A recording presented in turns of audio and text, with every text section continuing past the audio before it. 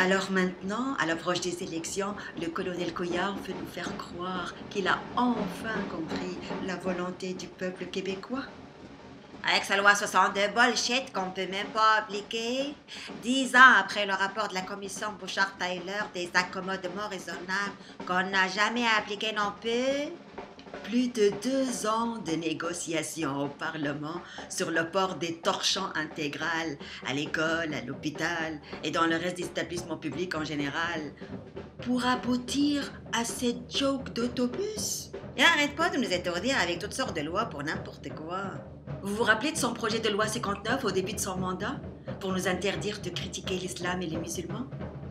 Moi qui ai immigré en Occident justement pour fuir cette dictature et avoir le droit de parler librement de ma culture.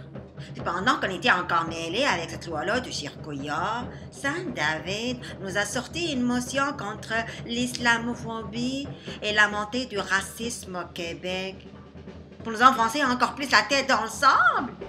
Elle a même réussi à la faire signer par tous les députés des partis d'opposition. Manquait juste d'organiser un souper spaghetti pour ramasser des fonds pour payer les avocats de Charkaoui. Mais quelle mouche les ont piqués pour nous imposer ces lois rétrogrades-là? Des mouches radicalisées au cégep Maisonneuve. Et quelle peine on pourrait recevoir pour avoir enfreint cette loi-là? 10 ans ferme et 1000 coups de fouet. Ben là, tant qu'à y être, vaut mieux aller vivre en Arabie Saoudite. Vous me parliez l'hiver, les hausses du trop, l'austérité. Puis le gouvernement nébuleux de Trudeau. Au moins là-bas, on aurait des armes flambant neuves. Aucune tribune n'a voulu me donner la parole pour leur dire que ça n'a pas d'allure cette affaire-là, là. On préfère donner ce temps d'antenne plutôt aux victimes de discrimination pour leur permettre d'exprimer librement leur détresse. Ouais, j'ai vu ça. Comme le vieux barbu en dépression. Et il disait que la démocratie est incompatible avec son islam. Il était obligé de vivre ici. Pauvre lui, il n'a même pas le droit d'épouser sa belle-fille de 12 ans. Il y avait une madame aussi. Comment elle s'appelle déjà? Chose-là, Nicabé. C'est tout le temps la même qu'on voit à la TV.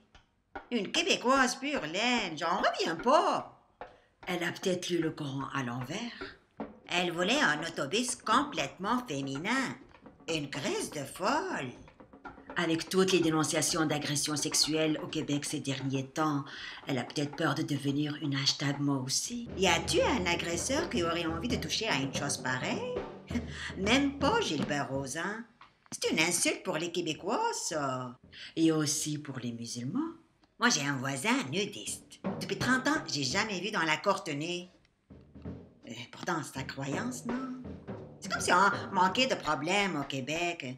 Il n'arrête pas de s'accumuler en plus dans la santé, l'éducation, tout.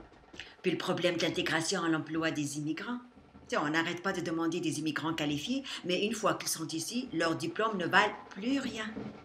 Hey, le Québec a battu le record mondial du décrochage scolaire. Come on, ça va faire. Il trouve peut-être ça normal, le docteur Couillard, que plus de la moitié de la population québécoise soit analphabète. C'est drôle, hein? En Tunisie, on a presque plus d'analphabètes. Wow! Quel modèle pour les citoyens du monde entier, cette nouvelle démocratie dans notre pays qui donne encore plus de visibilité à la minorité la plus visible. Pour que la majorité invisible soit la plus méprisée possible.